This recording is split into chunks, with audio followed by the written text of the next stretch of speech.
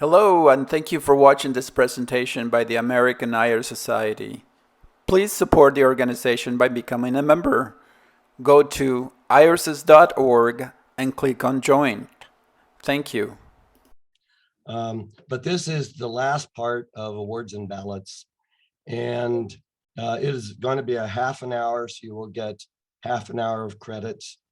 And so this is part two. And we're going to start with this one with just a little bit about voting the ballots.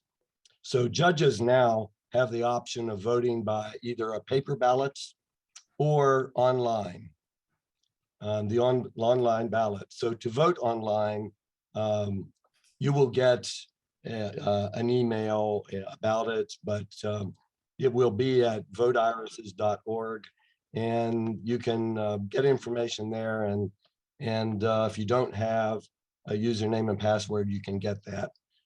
But online voting is very easy. It's wonderful. You don't have to complete it all at one time. You can leave it, come back to it, and then when you're finally done, submit, and it records everything that you voted.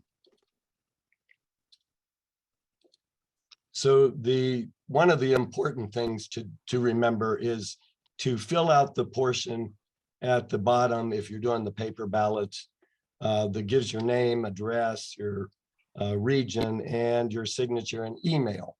So that part is very important. I actually forgot to do that one time when Roy Epperson was the awards chair, and I called him and told him, and he said, yeah, I got it. And he said, but you had your name and address on the envelope. He gave me credit for it all. That was very nice of him. But that's an important thing to do. So there are a few do's and don'ts on the official ballot. We'll start with the do's. So do read the instructions carefully. The rules for voting the ballot are the same on both paper ballot and the online ballot. Do not exceed the maximum number of votes allowed. The online ballot will give you a warning if more than the maximum votes in a section are cast. And I'm not actually sure that you can even cast more than that. I think it stops you. Too many votes cast in a category on any ballot, the paper ballot will cancel all of your votes in that category. So be sure you pay attention to that. Sign your ballot so that your vote can be counted. And for the online ballot, a valid username and password. And then when you submit it, it verifies that the judge has voted. Do submit your ballot on time by August 1st. If mailed by paper or submitted late online, you are considered to have not voted. And then a few more things. Do be sure that you know the traits of a good iris in the various classifications. We went over some of that last time. Never cast a vote for an iris that does not conform to the requirements of the class in which it is listed. Do provide your name, address, email, and region, as I just mentioned. Do mark your paper ballots clearly by either of two methods. You can use a contrasting color ink pen and place an X clearly beside the name of the iris, or you can use a highlighter to highlight the iris name. Do not use a pencil. Do enter the total number of votes cast in a category in the box beside the name of the category. And do put a 0 in the box inside the name of the category if you choose to skip that category. Some do nots. Do not vote for an iris in every category unless you're actually familiar with irises in every category. For example, it is unlikely that a judge in Maine is sufficiently familiar with PCNs to vote in this category. Not impossible, and there may be one or two that could do that, but it's unlikely. Do not withhold a vote based on the hybridizer. Do not fail to cast your ballot because of illness or other circumstances that prevented you from visiting gardens to evaluate Iris. If you can't or choose not to vote in a year, simply sign your ballot and mail it. You will be counted as having voted. And you can do the same type of thing on an electronic ballot. And do not vote on other than the official ballot if you're mailing a paper ballot. Your vote will not count. So contact the awards chair and request another if you did not receive or if you lost your ballot. So that's a few things just in voting. So now we're going to turn to show awards, exhibitions. And there is an exhibition certificate. This is a non-garden award for seedlings only seen at an AIS accredited show. The best seedling of the show automatically gets an exhibition certificate. I will say here that sometimes the judges may decide that nothing that they see, no seedling warrants a best seedling of the show. In that case, there will be no exhibition certificate for best seedling of the show since it was not awarded. Any judge attending a show may request an EC ballot and may vote for each seedling they think is worthy of an EC.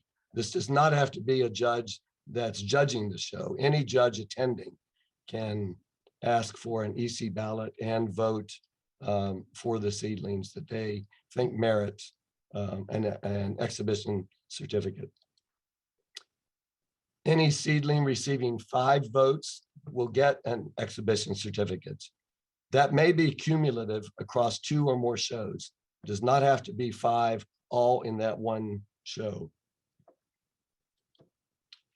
An exhibition certificate is not a recommendation to introduce the iris, rather that the seedling showed exceptional merits on the show bench. And this is in comparison to an HC that we talked about last week, which is a high commendation. That's for seedlings, but that's a garden award. And that's on your ballot that you're voting when you vote the ballot. And those are voted by judges on the AIS ballot. The high commendation, that is a recommendation to introduce the iris. But an exhibition certificate is not a recommendation to introduce an iris.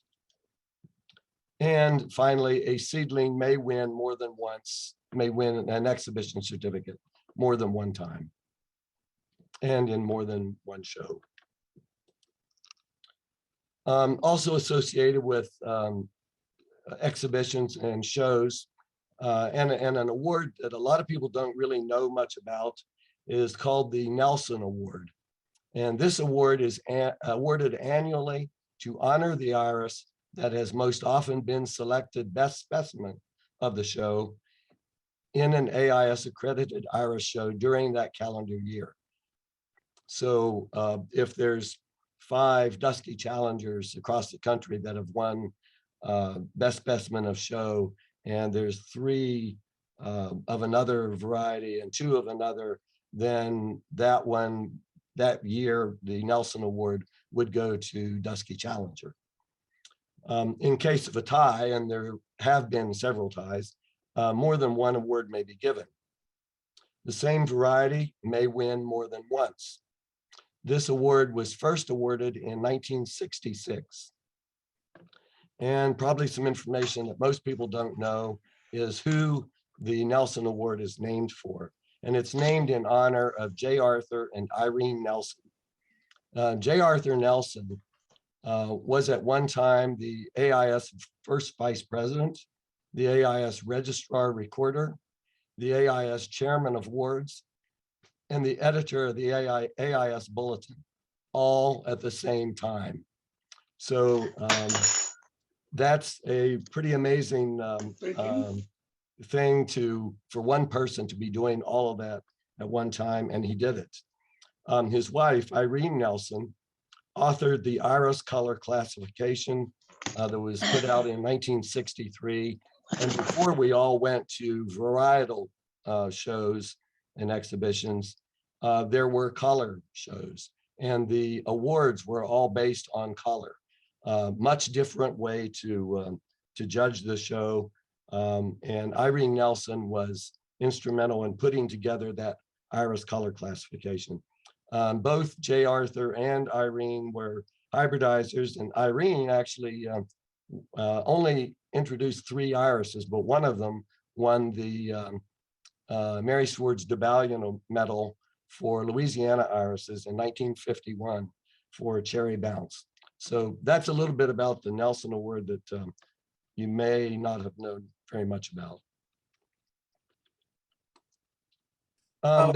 Gary, there's a question by Del Perry. Del? Yes, is there a physical award for the Nelson, or and who gets it? I think there used to be, but I don't believe there is now. We might have to check with Lois Rose or someone, but I don't believe there is a physical award now. Would it go to the hybridizer? It goes to the iris. And if there was a physical one, it might, but okay, it can be any iris. So they could be historic irises, and the hybridizer may.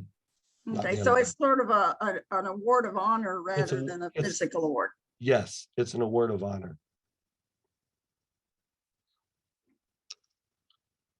Convention awards and honors. One thing I would like to say about this one is that all registrants, whether you're a judge or not, all registrants attending the convention may vote once for each of these convention awards. So the first one of those we'll talk about is called the President's Cup. And this one is awarded to the in-region introduced iris, seen growing in convention gardens and receiving the most votes by convention attendees. Now, the definition of in-region refers to irises that originated within the host region of that year's national convention, or originated by a hybridizer whose garden is included in the official convention tour, regardless of its location.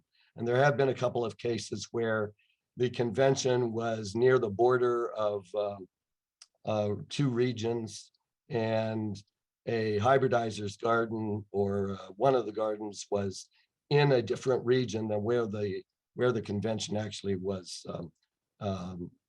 being hosted. So that's why that part is there. All classifications are eligible for this award. And a variety does not have to be an official guest iris. And in multiple winners, there are multiple winners if there is a tie. Now, this award is a little out of date as of this year. These are changing, but I don't yet have photos of the new awards, but there will be sort of a different type of award that is given to as the President's Cup, starting with this convention in Las Cruces. These are the old awards, and they're being retired. They're very large, very heavy awards, and fairly old. Gary, a couple of questions. Go ahead. Yeah, Adam, do you have a question for Gary? Yeah, I do. Thank you. So as the position I have recently assumed with exhibition awards chair, I have the printout for the Nelson Award I have the master copy of the Nelson Award as a certificate. Okay. So that was my main question when I received this position, was wondering whether or not it was to be awarded to the hybridizer or to the iris or to the exhibitor. You know, so that one we may have to talk that one over a little bit, but it seems to me that you know, you're going to have multiple exhibitors, I would think, if you know, for that award in different shows. Yeah. So Well, in the case of the hybridizer of said iris being deceased, it wouldn't be able to be sent to the hybridizer. right. So I think the assumption that being named, the honor of the iris variety being named in the publication of irises is the most accurate definition of recipient of the award, correct? Yes. Great, thank you, thank you. I need to know that. Right, and it's nice to know. I actually wasn't aware that there was. I knew that I think there had been an award, but for several years, it's nice to know that there are certificates, that's what's being given. Great, thank you. Sure. The second convention award that we'll talk about is the Franklin Cook Memorial Cup. And this one is awarded to the out of region introduced iris, seen grown in convention gardens and receiving the most votes by convention attendees. And of course, out of region is basically everything that the in region is not. So irises that are not eligible for the President's Cup would be eligible for the Franklin Cook Memorial Cup. So those are all introduced irises originating outside the host region of the National Convention or not originated by a hybridizer whose garden is on the official garden tour. And again, as in the President's Cup, all classifications are eligible for this award. And a variety does not have to be an official guest iris. And in the case of multiple winners, there are multiple winners for ties. And again, this very large cup is being retired, and there will be new awards starting with the Las Cruces convention. And then there's the Ben R. Hager Cup. And this one is awarded to the introduced median iris, seen growing and in bloom in convention gardens and receiving the most votes by convention attendees. Any variety from the recognized median classes, SDB, IB, BB, MTB, are eligible for this award. A variety does not have to be an official guest iris. And multiple winners in a tie. Ben Hager was a hybridizer in California and owner of Melrose Gardens. He won awards and medals in all available classes to him during his active hybridizing years. There were a couple that came about after he was at the end of his hybridizing, and he voiced his disappointment that he wasn't able to win those categories of special medals. And then the Lloyd, Zerbrig, Clarence, Mahan Award. This award is given to the best seedling seen growing in convention gardens and receiving the most votes by convention attendees. Unlike this one, or very much like the others, this seedling does not have to be an official guest iris. So far, the President's Cup, the Cook Cup, and the Zerbrig Clarence Mahan Award, none of those have to be official guest irises, but they do have to be seen growing in convention gardens and being voted on. All classifications are eligible. And this award is presented by Region 4 in honor of two of its distinguished members.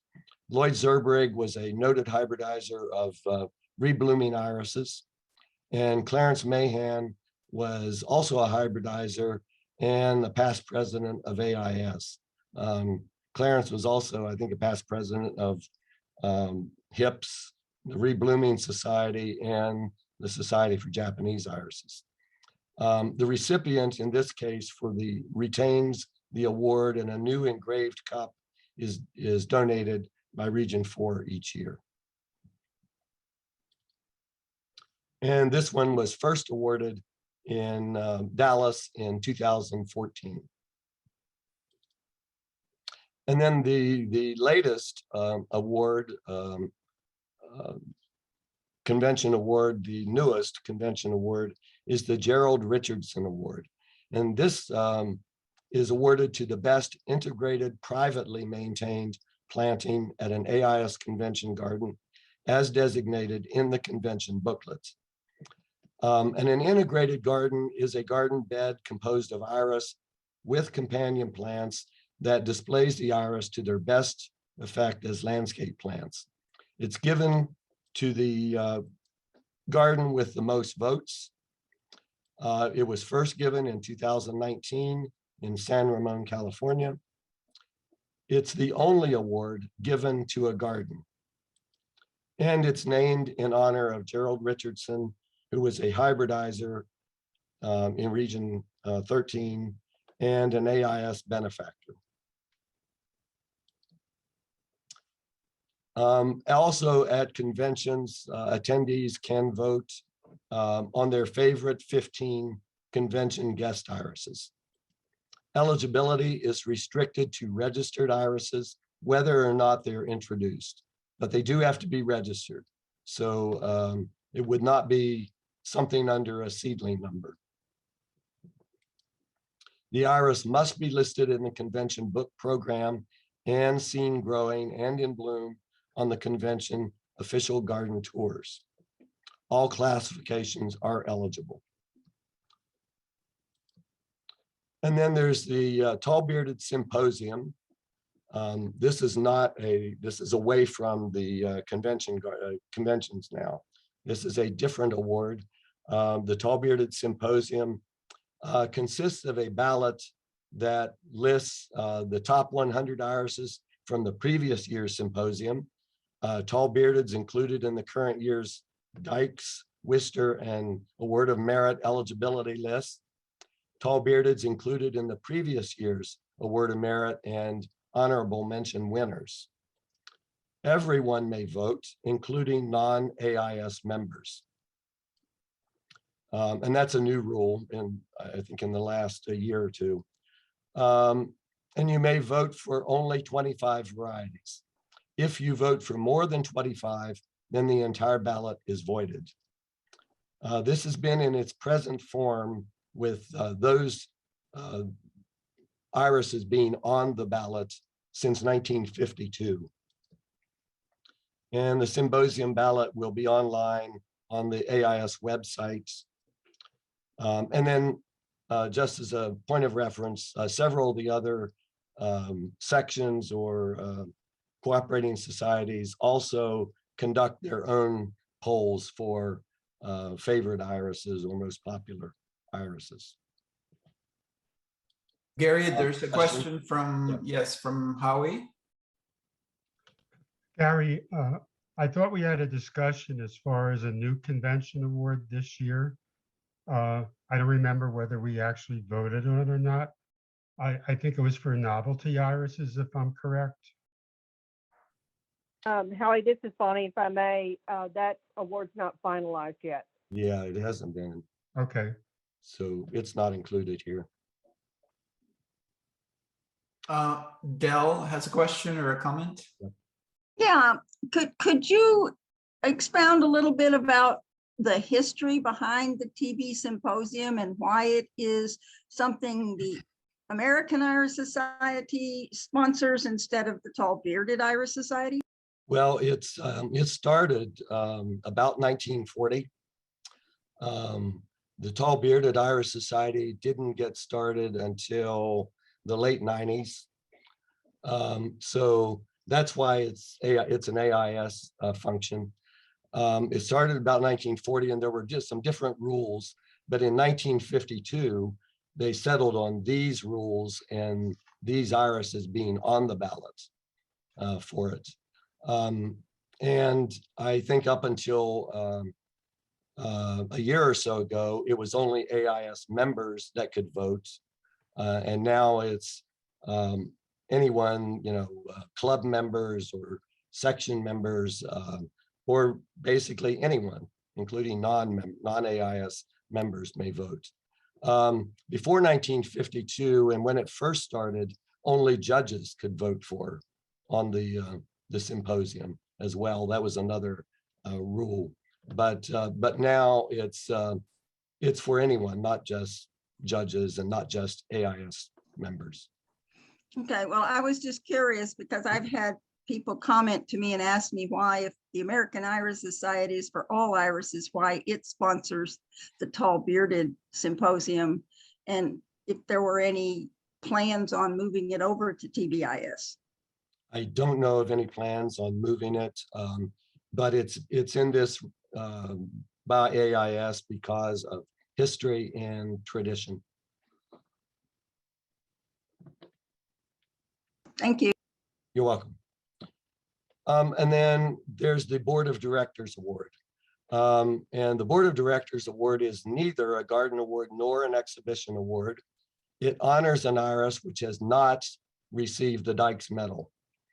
And this iris shows clearly in its progeny that it is a great of irisdom. It's not an annual award, it's rarely given. It is awarded by the American Iris Society Board of Directors. It can be nominated by any AIS member with supporting documentation. But to date, there are only 4 that have been given. Snow Flurry was a tall bearded in 1974. Tobacco Road, a tall bearded in 1975. White Swirl received the award as a Siberian iris in 1987. And just recently, Chubby Cheeks, a standard dwarf bearded iris, was awarded the Board of Directors Award in 2021. We're making a new award for this one, and this is kind of a mock-up of it. The photo will be different than this one, but there will be a photo on one side and kind of an engraving on the other side of this award. Dr. Clark Cosgrove furnished the original award for Snow Flurry, and it was presented at the 1975 National Convention in San Diego. That was the first one. I don't know what they did for Tobacco Road and White Swirl. I do know that some of those hybridizers for the other irises, not before Chubby Cheeks, had died before the award was given. So I don't know if they actually gave an actual award, but this year we are, and it will go to Chubby Cheeks, and the hybridizer of Chubby Cheeks will receive that award, Paul Black. Gary, Yes. Anna Katz has a question. What is the supporting documentation that you need to offer that award or to give that award? The documentation is information about the iris, its descendants, what kind of awards the descendants have won, how many descendants there are, how many hybridizers have used that iris. The comment about its progeny showing that it's a great of irisdom. It's in its descendants that you would have to document what that iris has meant in hybridizing and in history. And from what I can tell, the 4 that have been given that award, it's been roughly 30 years after the iris was introduced before it was given a Board of Directors award. And they've been rarely given, only 4 since 1970. I think the award was established in 1972, but the first one given was in 1974. So there will be an article in the AIS Bulletin coming up about this award and Chubby Cheeks receiving this award. So you'll see what kind of documentation there is for this one, if you're interested about that. Okay. So we're down to the final group of awards, and these are honorary awards. And these are the only AIS awards that are given to people. There are 4 types of honorary awards. There's the Hybridizer Medal, the Distinguished Service Medal, the Ais Gold Medal, and the B. Warburton Medal. And anyone in AIS may nominate an individual for an honorary award. The Honorary Awards Committee, made up of past AIS presidents, makes recommendations to the AIS Board of Directors for honorary awards. And then the AIS Board of Directors votes on the recommended individuals, and recipients must receive at least 75% of the votes in order to receive one of these honorary awards. And as I mentioned, there are 4 of them. The first one is the Hybridizer Medal. It's awarded to Irish breeders of outstanding achievement. These may be based on number of originations that have won the Award of Merit or higher honors. The medal may go to someone working in an area where high award-winning introductions would not be frequently attainable. Some of the sections are like that. This was first awarded in 1941, and it was given to 131 hybridizers to date. And the award is open to honor Irish hybridizers around the world. And there have been several from outside North America that have received the AIS Hybridizers Medal. The second is the AIS Distinguished Service Medal.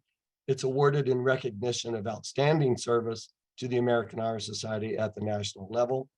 Service is judged on the basis of amount and quality of work done in various capacities like board members, national officers, judges training activity that's national in scope, writing for the national publication, or other less tangible but vital acts of national service.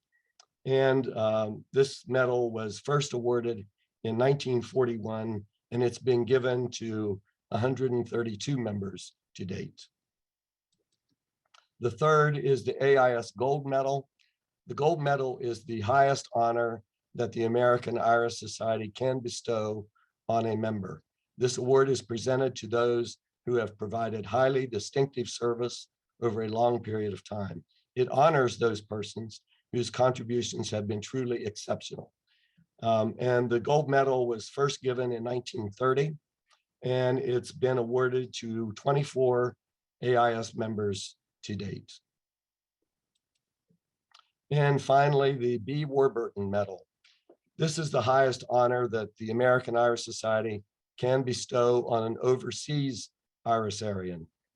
It's awarded to international Irisarians who have made outstanding contributions to the world Irish community.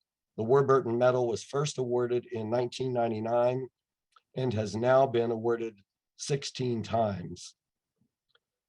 B. Warburton was a hybridizer, an editor, and author. She was the editor of The World of Iris that a lot of you know about. She was a section president. She was an AIS Gold Medal winner herself, and she was an internationally known Iris ambassador. And that's the medal and a photo of B. And that's it. Any questions before we go to the exam?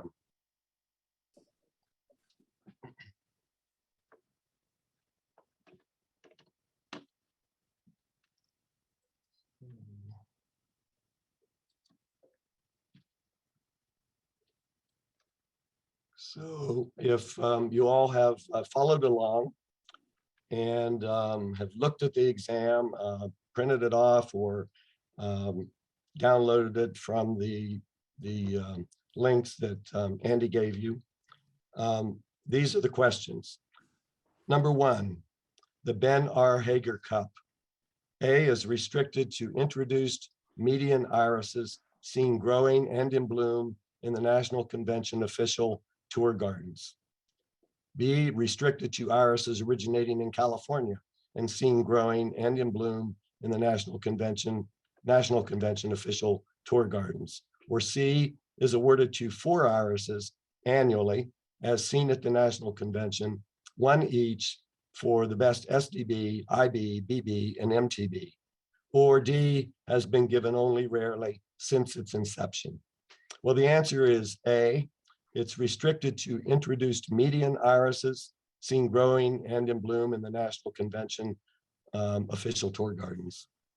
Ben Hager was in California, and those 4 classes are the median classes that it can be given for, but it's not given rarely. It's given every convention. Gary, there's a question. Yes. Helen Blyben. Go ahead, please. You need to unmute yourself. There you go. Yes, I'll wait till we're done with this to ask the question. Okay. I wasn't able to get my hand up before there. I'm having a little trouble with my computer. Okay. No problem. I'll wait till we get to the end of the test here. Okay. Number 2, true or false? The gold medal is the highest honor bestowed on a member by the American Iris Society. And that is true. Number 3, the newest AIS Convention Award and the only convention award given to a garden, not an iris, is A, the Franklin Cook Memorial Cup, B, the Gerald Richardson Award, C, the Ben R. Hager Cup, D, the President's Cup, or E, Lloyd, Zerbrig, Clarence, Mahan Award. And the answer is B, the Gerald Richardson Award. It's given to a garden, and it must be a private garden, not a public garden. Number 4, true or false? Both an exhibition certificate and a high commendation are recommendations for introduction of the irises receiving those awards. That's false. The EC is not a recommendation for introduction. The HC is. And number 5, the Nelson Award is A garden award given to the most AM votes in a given year. B, a popularity award voted by visitors to the shows annually. C, a board of directors award given to one iris annually that did not win best specimen of show, but should have. And that we're talking Boise. We D, all live down here. an exhibition I'm thinking award. if it was D, an exhibition award made annually to the iris most often selected best specimen of show in AIS accredited shows in a calendar year. And E, a special award given annually to the top tall-bearded symposium iris and named Nelson because that name is derived from Gaelic and means champion. Well, the answer is C, or D. It's an exhibition award made annually to the iris most often selected best specimen of show in AIS accredited shows in a calendar year. By the way, Nelson in Gaelic does mean champion. But so that's the exam, and you will get half an hour credit for this portion of tonight's webinar. And now your question, Helen. Yes, I missed the first part of this, and I have been unable to find the webinar, and I got to thinking maybe you would be posting them both together, or did I miss something here? They will both be on the AIS YouTube channel, but they are not there yet. They will, it takes a few days, so Andy can speak to that when they will be up, but they will be on the YouTube channel. Thank you. You're welcome. Anything else? No other questions, Gary, I think, Okay. right now. So we are going to go ahead and go to Bonnie now. And Bonnie, are you ready? And I'll ask Gary to, stop sharing. And then Heather is going to introduce Bonnie. Yes, I get to do the honors of introducing Bonnie Nichols, and she is currently serving as our first vice president of the American Iris Society. My notes say that she was also the first president of the Novelty Iris Society, and she has served in many roles as a regional vice president as well as a treasurer. And we are most excited to have Bonnie share ethics with us this evening. Now if I can just share the screen. So Andy, it says the host disabled participant screen sharing. Uh-oh. Okay. Yeah, hold on for a second. Okay. Just normally- for security purposes, we'll give you permission right now. You're ready now. Okay, so let's see if I can do this. If I do it incorrectly, Yes, you can, Bonnie, of course. yes, I can do this. I think I can. I Yes. think. There you go. Okay. Are you seeing the Perfect. full screen? Yes. Okay.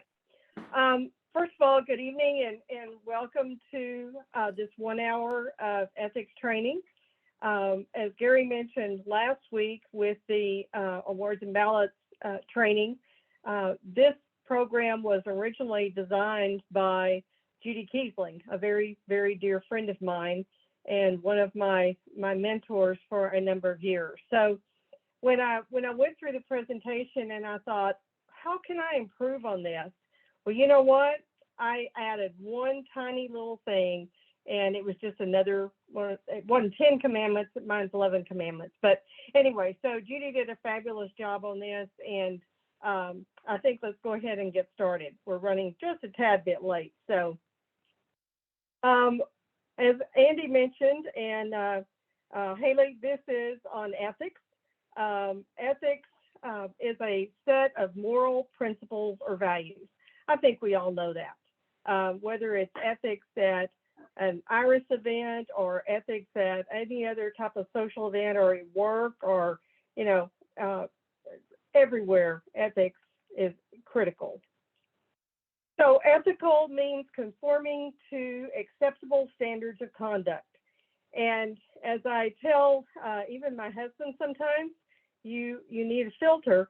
And I think that as humans, sometimes we forget to wear our filter. So we're going to talk a little bit more about that. But anyway, ethics in judging is nothing more than common sense and common courtesy. And again, whether we're talking about judging irises or looking at butterflies or whatever, it's common sense and common courtesy. We will, as judges, follow the AIS guidelines and rules and the golden rule. And does everybody know what the golden rule is? We were taught this as kids many, many years ago, that the golden rule is treat others as one wants to be treated. Pretty simple statement, good for all humans to abide by. So anyway, if we're an AIS, if we're a good judge, or I think a great judge, number one, integrity. That should be our number one thing that, whether it, again, it's irises, we have to have integrity and honesty. That's the number one. We must be flexible. Bonnie, sorry to interrupt. Can you get closer to the microphone? Some people are having a little bit of a problem hearing. Sure. Thank you. So we must be flexible. Again, we do this for fun. We do not do this. It's not a job. You know, yes, we go to school, but still, we as humans need to be flexible if we're judges. We have to be conscientious, and we must be willing to work hard to deserve the honor that has been bestowed upon him or her. And for those of you that have been judges, new judges or judges for a number of years, it was a very, very special day when I knew that I had completed all of my requirements and that I was becoming an AIS judge. As a judge, you give freely of time and money. Again, if you're entering into the program to make money or not to have to spend any time, I think we all know that that's not the case. You know, and everyone's money and gas money, particularly now, is very, very critical. It's over $4 a gallon in Texas, so I know it's much higher in other parts of the country. But anyway, we're going to give freely of our extra time and our funds. We represent all that's good about judging and about the AIS. So as a great judge, we agree to do the job that the title entails the day that we sign up for the program. We must pay our AIS dues timely. I got to tell you, as the judges training chairperson, any of you could probably call me and I could tell you when your dues expires. But please pay it a little bit ahead of schedule. Pay it online if you possibly can. If you're experiencing the mail delays that, again, I am locally, you can't wait till the last minute. But so, you know, if your dues come due at the end of December, just be proactive. You know, October, just go ahead and pay those. And you're not shorted. You're given your full allocation, but pay your dues timely. If you don't remember if you've paid your dues, contact your judge's training chairperson for your region, or you're welcome to contact me, or you can look it up online yourself just to make sure that you've paid your dues. And I recommend, if possible, you get a break if you do 3 years or a life membership. That'd be great. But definitely if you buy multiple years, so you just don't have to think about that every year, well, I got to pay those dues again. And then you need to have the latest copy of the handbook. It is online.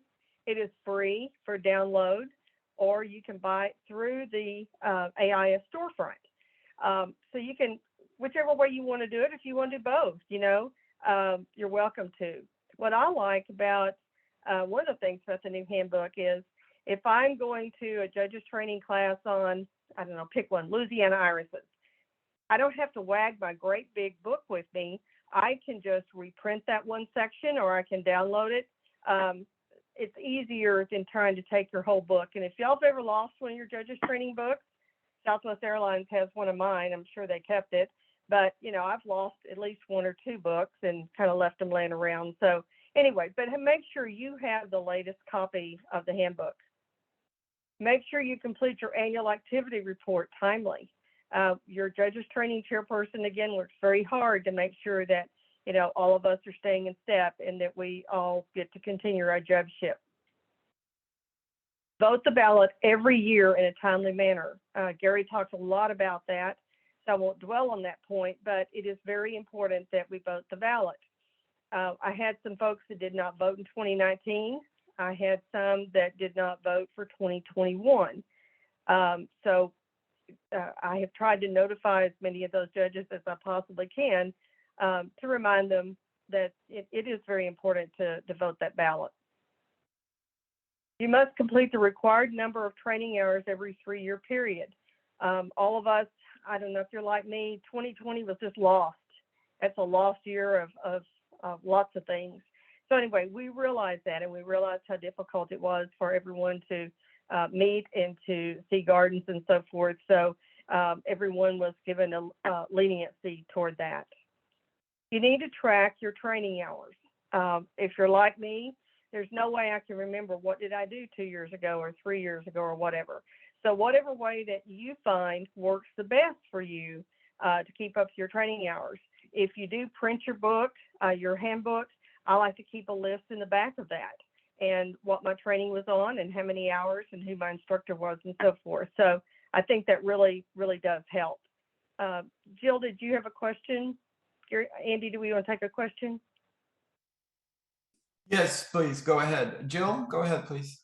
Bonnie, it's also true that if you give a judges training program like what you're giving tonight, you get an hour's credit just like the students. Is that correct?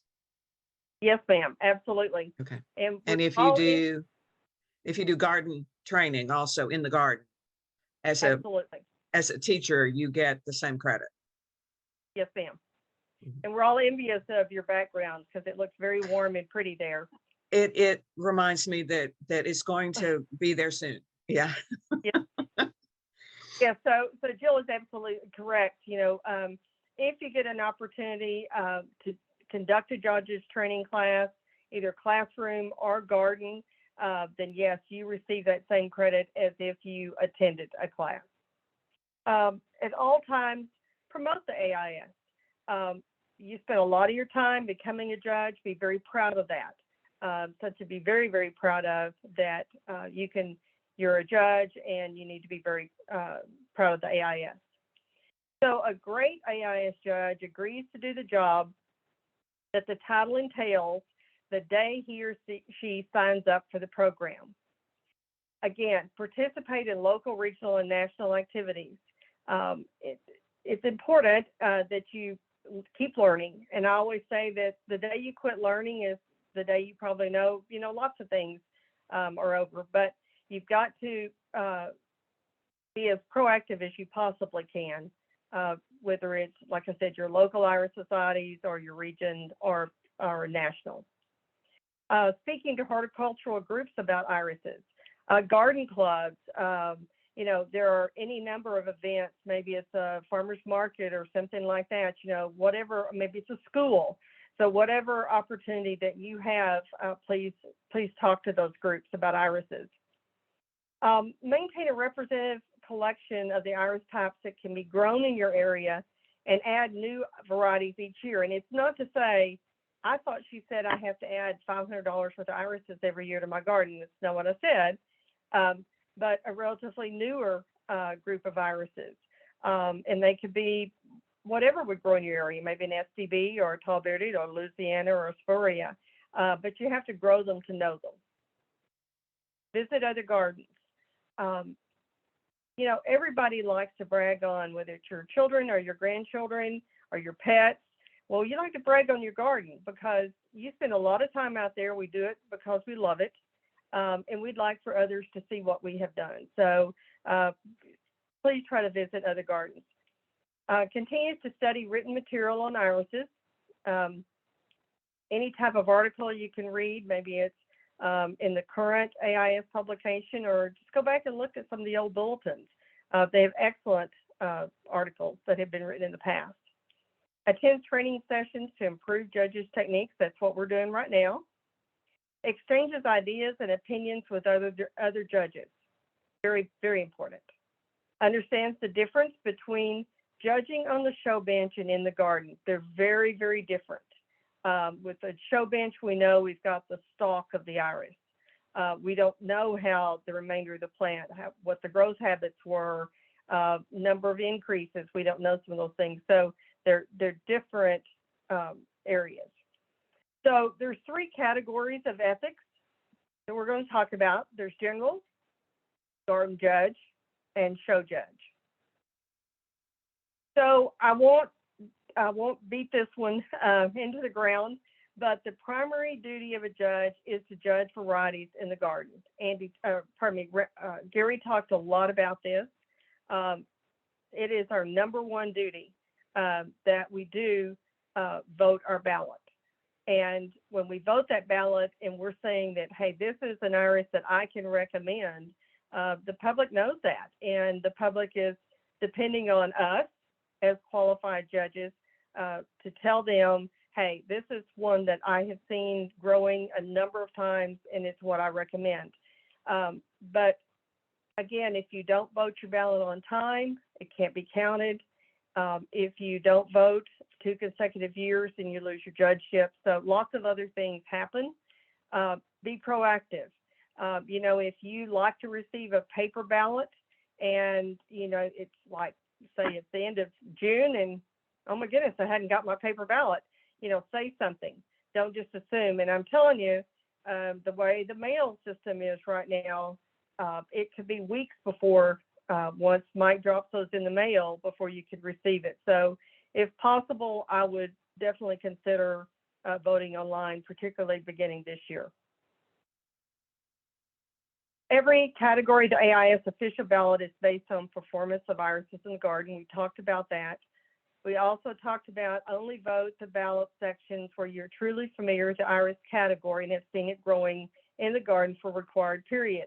The last thing anybody wants me to vote on my ballot is Pacific Coast irises because I am not able to grow them. I have seen them growing beautifully in like Joe Gio's garden, but that's the only time that I've ever seen those, and I only saw them one time.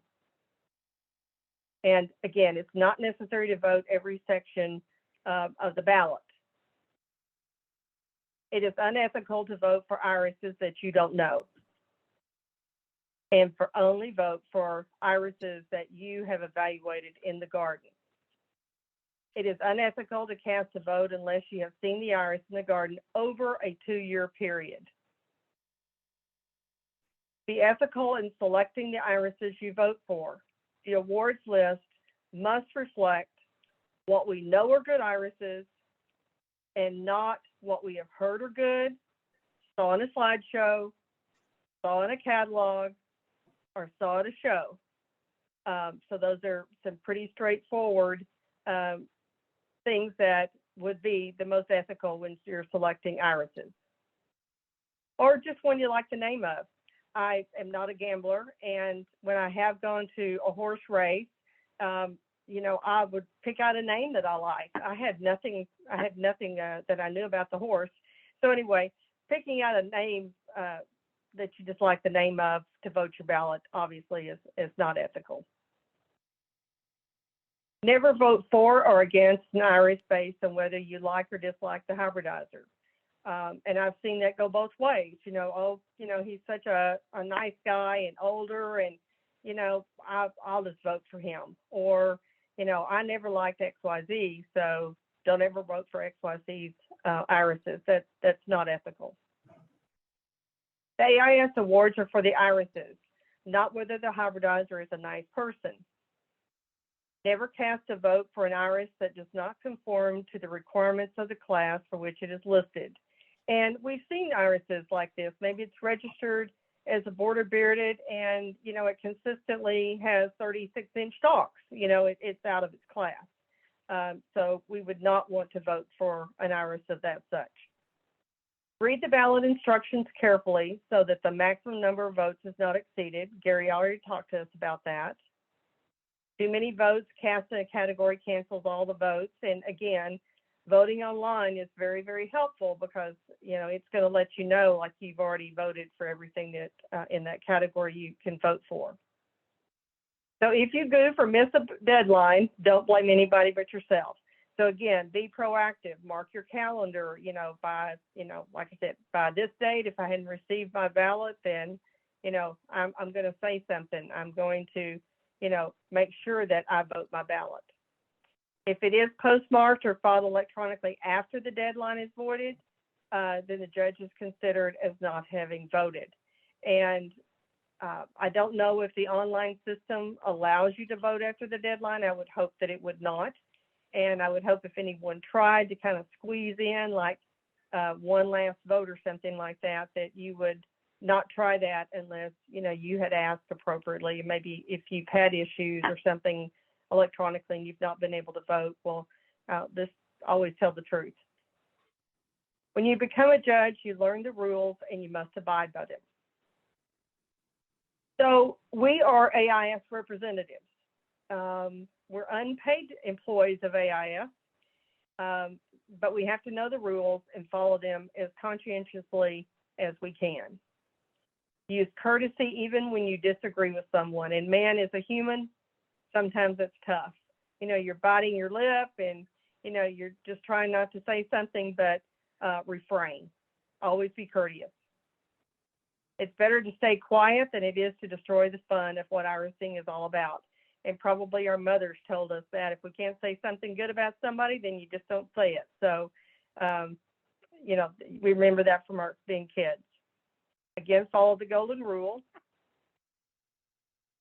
Graciously accept reprimands from AIS when you have erred.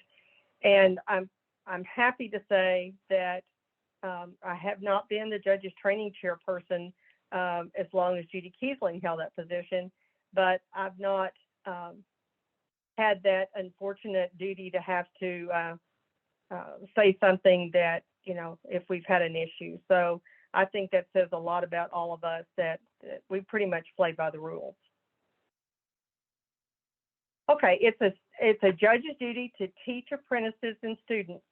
You know, if you haven't gotten a phone call from me, you know, be proactive. If you want to conduct maybe garden judging at the national convention, if you know, want to do some judges training in your region, or you know, be sure that that's one of those things that, hey, just be proactive about it.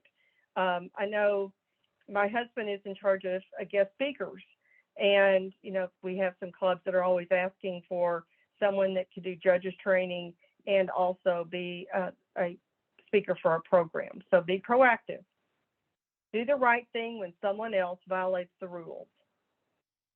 Don't create a scene. That doesn't do anybody good. It's like somebody on the highway keeps honking and they do all these, obscene gestures, and, that doesn't do any good. So, don't make a scene, don't yell and scream. If you feel it is something that needs to be, it rises to the level of the seriousness that you think it should be reported, then report that situation to AIS. And that's me, Chairman of Judges. But you're welcome to, obviously Andy is our president, so Andy or myself would probably be the two that you'd want to have that conversation with. When guessing irises for a hybridizer, never use the pollen or seed pods without permission. Never, ever. You might think, nobody noticed, no one would ever know that I used that pollen or whatever. Just don't do it. That way you never have to be concerned about that. And well, I've never had any iris pollen stolen. I've had daylily pollen stolen. People bringing their own capsules with them or envelopes or whatever. So, just don't do it. Number but unintroduced seedlings have a tendency to escape following conventions. We will be asking the hybridizers, what do you want done with these plants? If they say destroy them, it might just cannot believe you're going to have me destroy this beautiful iris, but it's not your iris. It belongs to the hybridizer. So if the hybridizer wants it destroyed after the convention, then we follow what they want us to do. But you would never save that. Maybe they'd never know in 2 or 3 years, I'll introduce it. That's totally not ethical. When guessing irises for a hybridizer, again, never use the pollen. As I mentioned, the unintroduced seedlings escape. If the hybridizer thought it was worthy of introduction, he or she would have done so. It is unethical to take these seedlings and use them for any purpose. It is unethical for one person to prepare and groom another person's entries at a show.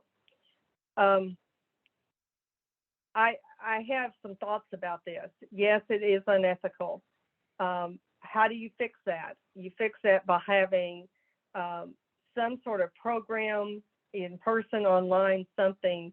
If you're going to have a show, then your people that are entering the show need to know how to groom their irises, because at the last minute during the show, everybody's really, really busy.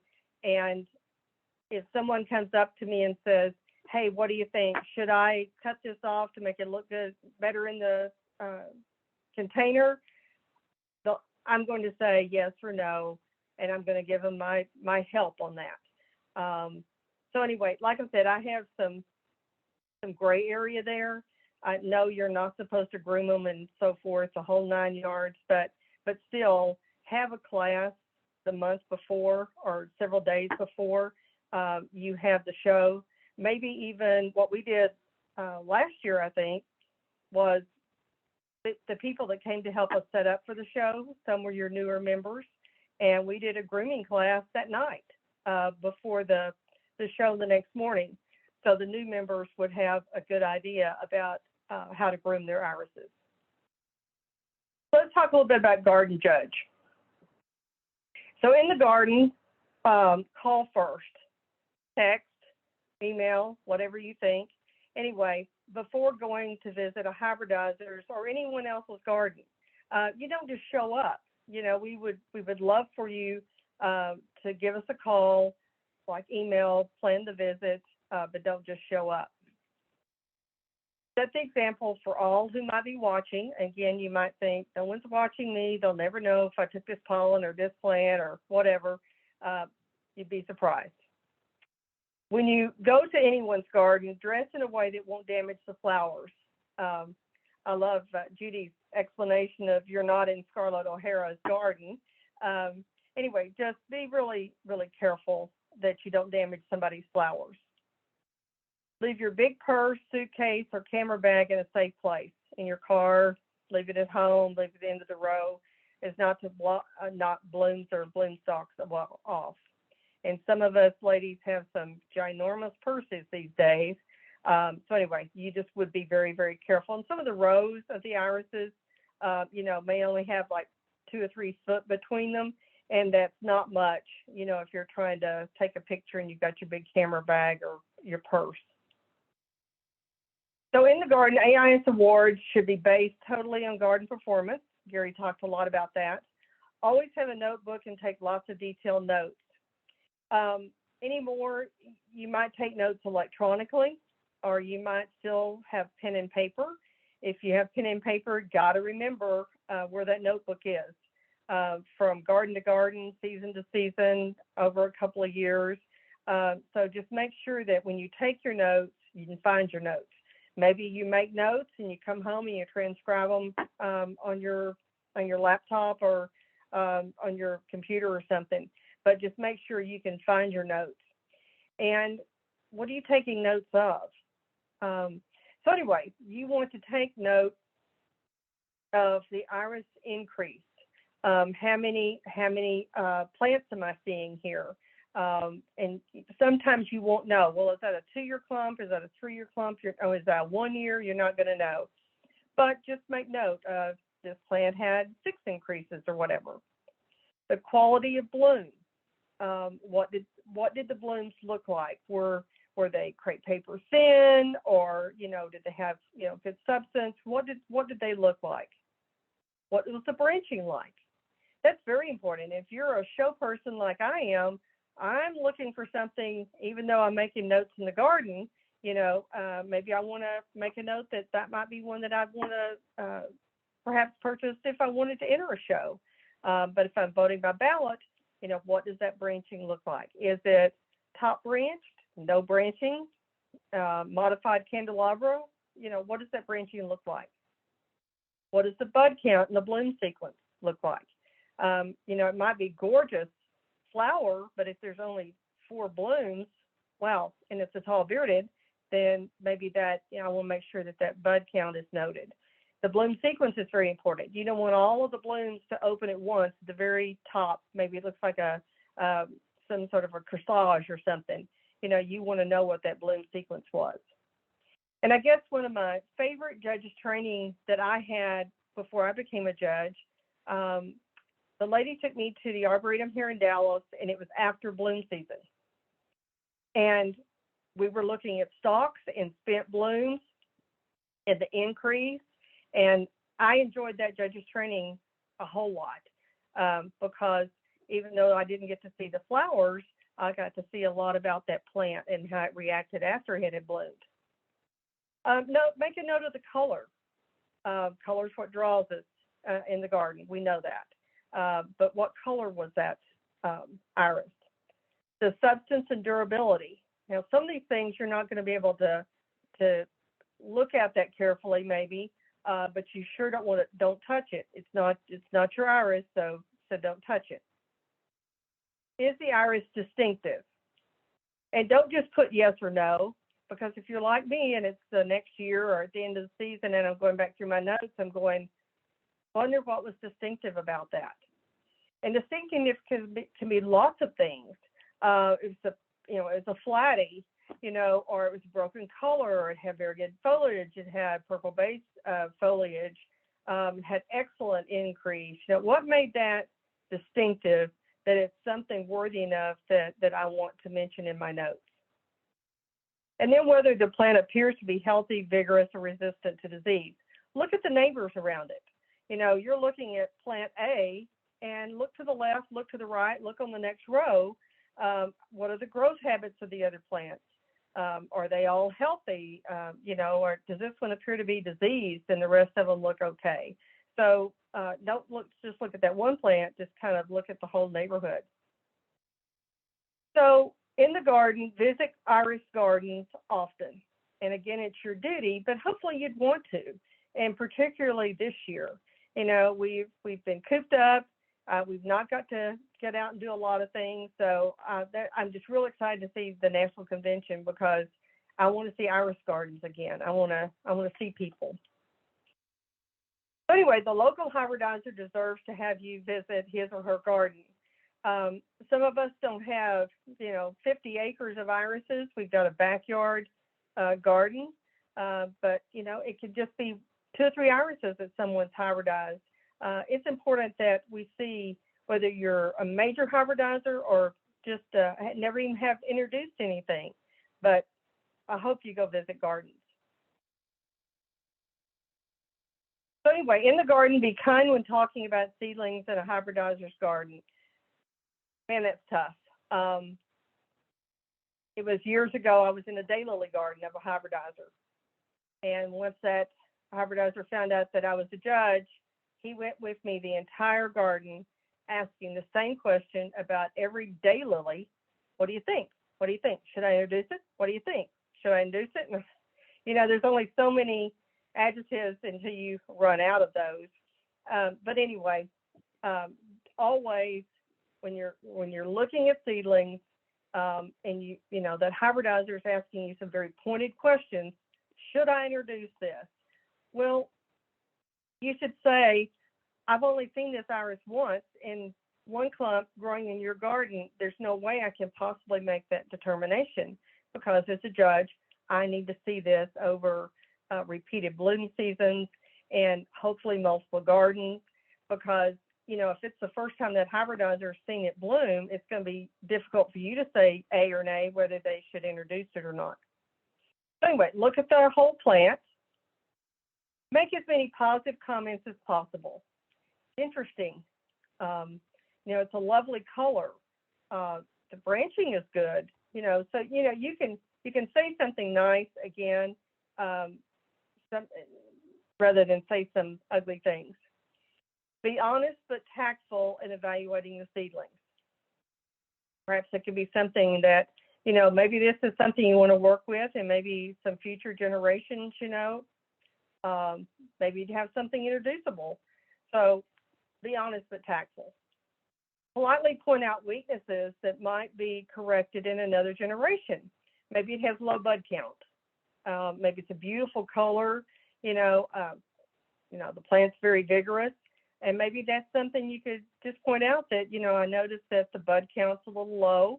And maybe that's something that, you know, you would breed into the next generation to improve that bud count. I think this goes without saying, but don't smoke in somebody's garden. Don't use vape. I don't smoke, so vape or cigarettes or cigars or pipe or anything, just don't smoke in somebody's garden. It's not good for the plants, and, you know, it's not good for us too. And when in someone's garden, whether hybridizer or not, don't touch or feel the iris without permission. Just don't do it. You know, you wouldn't see someone's nice new Tesla and go over there and just, you know, it's not your car. Don't groom the iris without permission. Same thing. You know, don't say, well, I'm gonna pull off these spent blooms. Well, you don't know if that hybridizer's crossed that yesterday or whatever. And again, you've just ruined his cross if you do that. I love this one. And from Judy, it says, if you have young kids, leave them at home. And I just had that visual of Home Alone, and that's not what she meant. If you must bring them, and we need future Irisarians, trust me, we've got to have that next couple of generations out there. Just don't let them run unsupervised in a host garden. You know, that goes for pets too, and I have one of those that's pretty rambunctious. So anyway, control the situation. Leave your shovel at home. And you know, we're not digging plants. You know, hopefully we won't ask for plants. Hey, can I have a piece of that iris over there, and can I have it now? And, you know, it's like, well, you kind of put the garden owner in a bad situation. They want to please you, and, you know, well, they want to do something nice, but yet they've dug into their clump and, you know, it's still in bloom season or whatever. And don't bring your own just to take it with you. Don't leave drinks or trash behind. Just get rid of it before you arrive. And make a rest stop before you arrive. And I got to tell you, you know, when a bus, you know, 50 some odd people come to your house, and if every one of them, you know, needed a rest stop, you know, your home is not probably the sewer and so forth is probably not going to be adequate for something like that. So just go to the restroom or whatever before. So in the garden, treat the host garden the way you would want your garden treated, with respect. No one's running through the garden. They're not throwing trash in the garden. They're not asking for plants or just taking plants. So anyway, with respect. Now let's talk about some ethics at the show. Continued refusal to judge shows when invited to do so is neglect of your duty as a judge. Never accept an invitation to judge unless you know the facts. What expenses will be reimbursed, if any, and if you can't afford to judge without reimbursement, then decline. And you don't have to go into, this is my budget for the month or year. I mean, just say that you're not able to judge the show. Never ask to be paid for judging, and don't ask to be paid for judges training. So if you're asked to do judges training, you don't ask to be paid for that either. If the club or region or group can afford, then that's fine, but we don't ask. You must see, read, and review the show schedule before the show date. Let me tell you, I didn't do this. And it was at the Fort Worth show, and I took irises over there. And I wheeled my little irises into the building, expecting that they would be bottles for me to put them in, and they weren't. And only because Happy Carver was kind enough to send her grandson 50 miles away to go get me some bottles, I wouldn't have been able to share my irises and show them. So it was my fault. It was in the show schedule, and I didn't read it. And I was an exhibitor. I wasn't a judge. But you have to read the show schedule. And, man, that taught me a lesson. And I have tried to share that with everyone that I know, that how critical that is, whether you're judging or exhibiting. You better read that show schedule. Any rules contrary to AIS policy should be pointed out to the show chairman. Lois Rose does a fantastic job approving our show schedules. She looks at a lot of them, and a lot of us send them in right at the very last minute, which means she's just bombarded with a lot of show schedules to approve. But she does a really, really good job helping us out with that. We appreciate her. If changes have not been made by the show date, point them out. So you, as a judge, you've received your show schedule ahead of time. You pointed out that, hey, I don't think this is according to AIS policy. If it hasn't been changed by the show date, you're welcome to point that out again. Judge the show anyway and tell the chairman quietly that you will have to report the violation. And again, I've been blessed because I've never had to deal with any of this situation, but apparently it has happened before. So hopefully it's in deep history and we don't have to worry about that. So at the show, be part of a panel, not the boss of the panel. No one is paying you more money to be the boss of the panel. And it's kind of fun, everybody gets to share in the decision with evaluating the iris. And so share the duties of judging. All judges have an equal say regardless of years of experience. And it doesn't matter at that point. We're all three judges, we're both judges or whatever, and everybody gets an equal say. Don't be too bossy or too meek. Judging ethics indicates that a judge should not judge a show if members of his or her immediate family have entries in the show. First time I was show chairman, I was very naive, very young, and that happened to me, where a judge and her husband came to the show, and they brought irises, and he put them in the show in his name, and it was from their garden. And so anyway, I was, again, very blessed. The person accepted it very graciously and, did not enter the irises. Be knowledgeable about the show schedule and the AIS rules. Use the checklist and RNIs to check before declaring an iris out of class or incorrectly named. RNIs are registration introductions. We know, like this little guy here, he's got a whole stack of papers and books that he's trying to juggle. We can all do that electronically now through the wiki. But just remember, if you're the show chairman, before the show, make sure you've got internet connection, because if that's your only way to verify irises, if the judges want to take a look at the description and everything, then you're in the ditch if your internet connection is so slow or you don't have it at facility that you're at. So plan accordingly. At the show, take care of the job at hand. The show must start on time.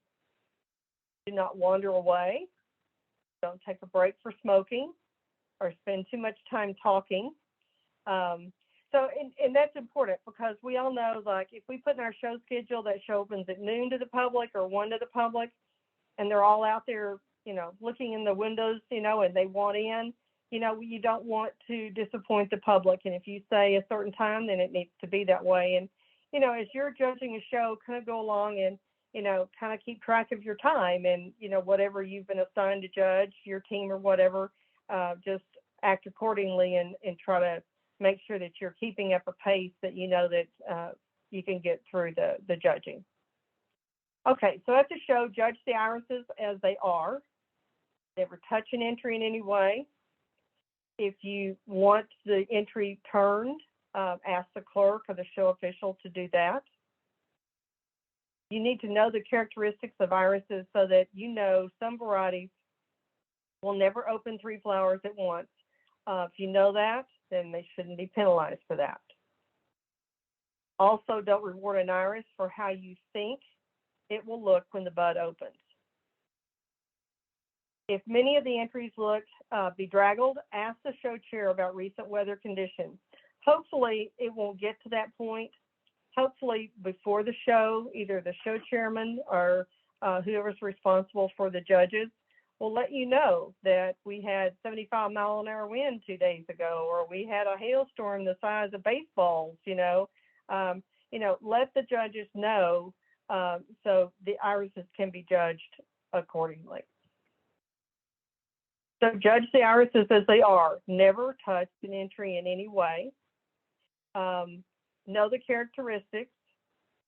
Don't reward the iris what you think it's going to look like. And if many of the entries, again, look bad, judge them accordingly. Take the very best filter that you have to the iris show. Watch your mouth. And that's something all of our mothers probably told us at one time. I think I remember that. Watch your mouth. But those nearby clerks can usually hear, so be kind. Everything you say that isn't good will be repeated quickly after the judging ends. And human nature, if you hear something not good, then some people embellish that. It just gets worse and worse and worse. So you can prevent that by just be kind. Don't say anything. I mean, you never know whose irises that you're judging. So that clerk may be standing there and it's their iris or, their family or, their child or something like that. So since you don't know, and you shouldn't be saying bad things anyway, so just don't say anything. Remember that there is a clear distinction between garden judging and exhibition judging of the same cultivar. There have been instances of judges who actually measured the height of TB stalks on the bench and eliminated them for consideration because they were too tall. That's the exhibitor that, made that decision about I should have cut that stalk off or whatever, and they didn't. But it's most certainly not anything that the judge should eliminate the irises for. You might take points off because it's out of balance or whatever. The height of stalk on the bench is a matter of grooming for a better presentation. Give that apprentice a chance and stick to the rules on all things. Be sure apprentices participate according to AIS rules, obviously nothing more. You can't do your duty to evaluate an apprentice unless he or she participates. So if they're told to stand there, don't say anything, then they're never going to learn. You and I didn't learn that way. And fortunately, we had judges that were willing to take us along, ask us what our opinion is. We don't get a vote for best of show, but it's important because only then would a judge know a true apprentice's capabilities if they were able to communicate with them. Only one apprentice may accompany a panel of judges. It's your duty to see that this rule is followed. And man, sometimes that gets tough. If you have limited shows and, we're not up at 100% capacity on our shows like we were pre-COVID, So if you've got 2 people that need to apprentice a show, you know, you maybe only got 1 panel of judges. You know, there's ways around that. Maybe you could divide that panel of judges. That way you could have 2 apprentices, maybe go with these 2 people and this one go with these 2 people or something. I would tell you that my opinion is that should be a last ditch effort before you say, well, I can only have 1 apprentice, so I guess you're going to wait another year to become a judge. So, you know, let's talk through those things and let's see how we could possibly accommodate that so we don't discourage people. Be sure that no person accompanies a panel who is not listed as an apprentice judge with AIS. And we've all been clerks out there. And if you're responsible for the clerks in the show, please ask them not to hover over the judges, because sometimes I think they're just trying to hear what the judges are saying. And unfortunately, they're just in the way at that point. So it's embarrassing when the judge has to say, you know, could you please step aside? So as a show chairman, we need to be watching for things like that. It is unethical for a clerk to repeat any comments or deliberations overheard during the judging process. So it's unethical for the clerk to say anything, but it's in bad taste if the judge says ugly or unkind things. This has been challenged by some judges who ask, how can a clerk learn if he or she does not discuss what they have heard the judges say? So according to Roy Epperson, and hopefully a lot of you knew Roy, the intent of this statement was to prevent second guessing of the judges after the decisions have been made. And I know I've been at several shows where, you know, the judging's taking place and it's it's finished. And then we have other people come up to the judge, well, why was this Iris given this award and so forth. We need to be ready to point score. You don't have time to point score every Iris in that show, or you're not going to have it open to the public until the next day. So, but we also have to be ready to point score in case we happen to, if we're picking for best of show when we've got 2 or 3 specimens that are just really, really good. So when questioned about the work of others, always point out that you did not see the Iris at the time it was judged, so you cannot say why the decision was made by the other judges. I think that's a pretty good canned statement there. You know, if you were not there at the time it was judged, and now somebody's asking you 2 or 3 hours later why another judge made that decision, I think this is a good statement. If you stay around the show after the judging, get ready to hear the criticism and stay cool. You know, I've seen this a little bit. Fortunately, again, everybody's kind of been pretty nice about this, so hopefully they'll keep their cool. Remember, your judging at a show is not on display, but the results of that voting is on display to the public.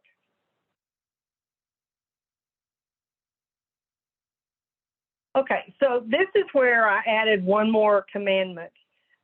Judy had these 10 commandments, and I had one that I added at the bottom.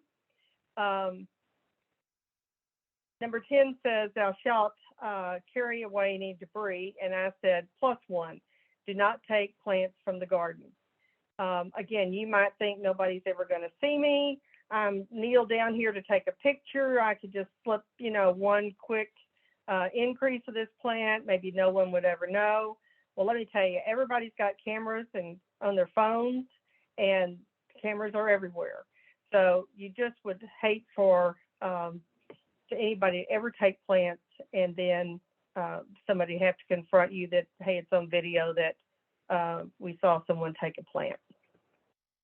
So anyway, I think we're pretty much on time. Is that right, Andy?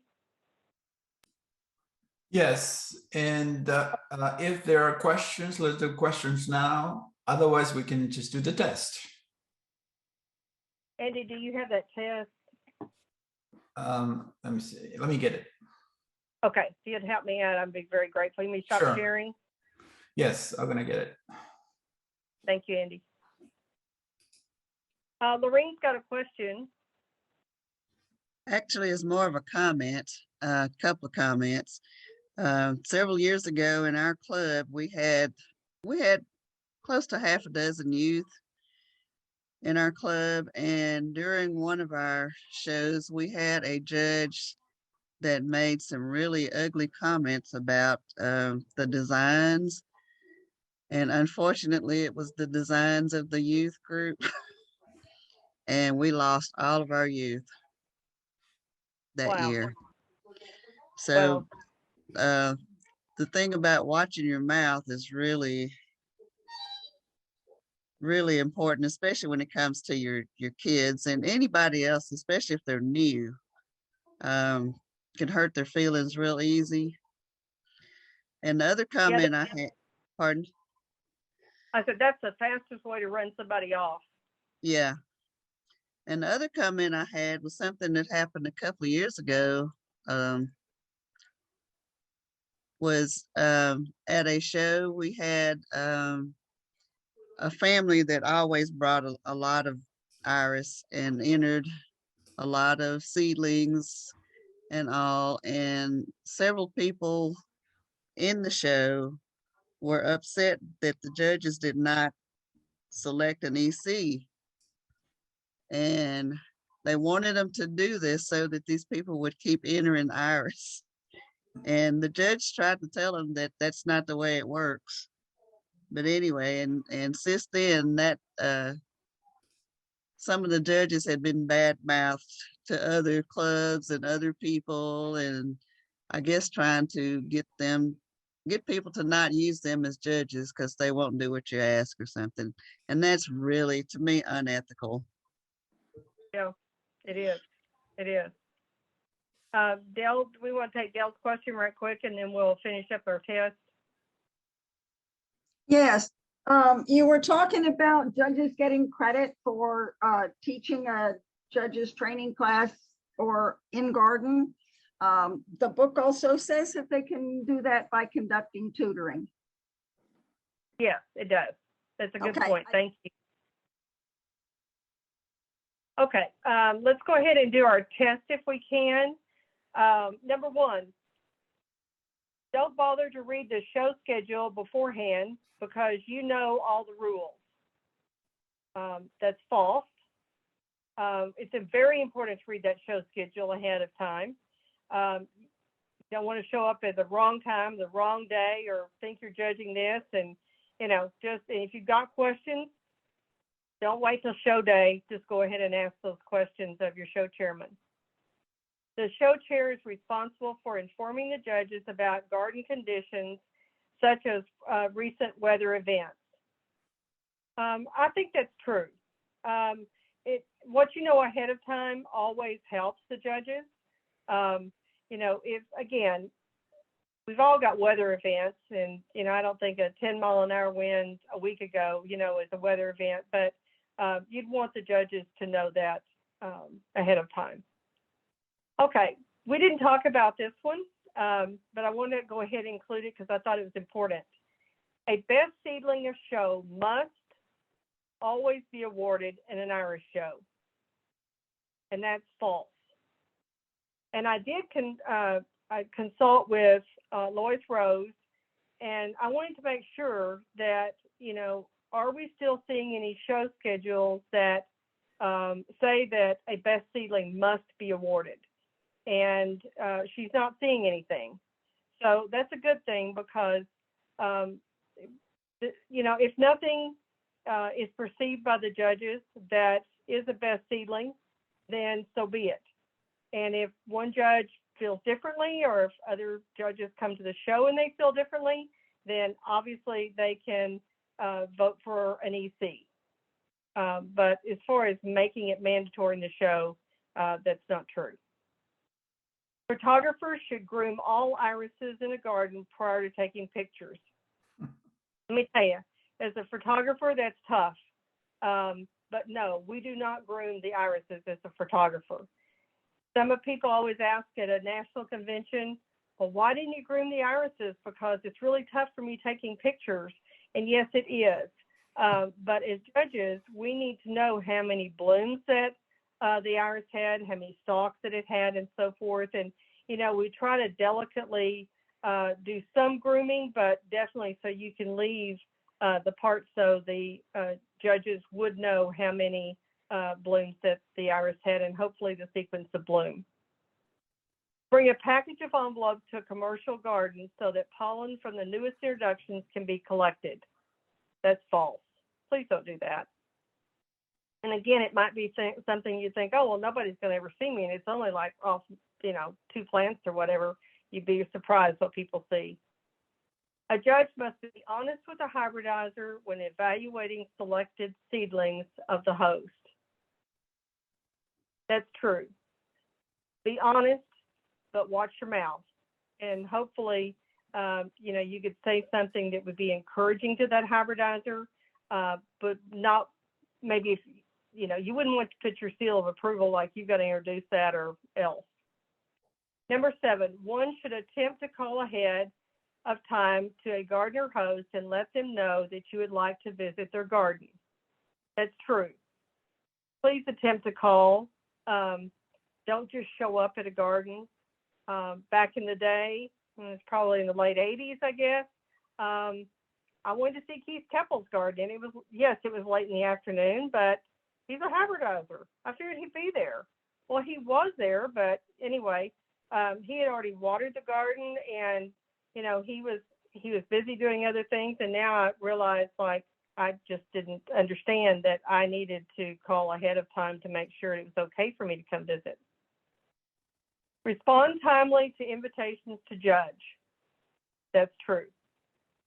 We're all looking for judges and we're all looking for them at the same time. And I know in Texas, we're blooming in the middle of April and that's when the convention is. So we're planning our shows accordingly around the convention, but we're all looking for judges at the same time. So they're a hot commodity. So if you're asked to judge a show, respond timely. Absolutely never ask to be paid to judge a show. Giving freely of time and money is the responsibility a judge must be willing to accept. And that's true. And I said, don't ask to be paid to judge a show or expect to be paid for judges training. Number 10, once you have committed to judging a club show, do not back out. Emergencies arise from time to time. Contact the chairperson as quickly as possible. Offer to help find another judge. Again, that's true. Common courtesy. We all have emergency situations that happen, but you've left that show in a lurch because if they can't find another judge, the last thing you want to do is then have to cancel their show if you were their only judge. So I had a bonus question. Ethics were in the garden, at the show, at a sale, at your local affiliate or regional meeting. Nothing is more important than the golden rule. And I think that's true, again, whether we're judging irises or whatever, be courteous, be kind. And we've all come through some very difficult times this last couple of years. And especially now, learn that lesson and be kind to each other.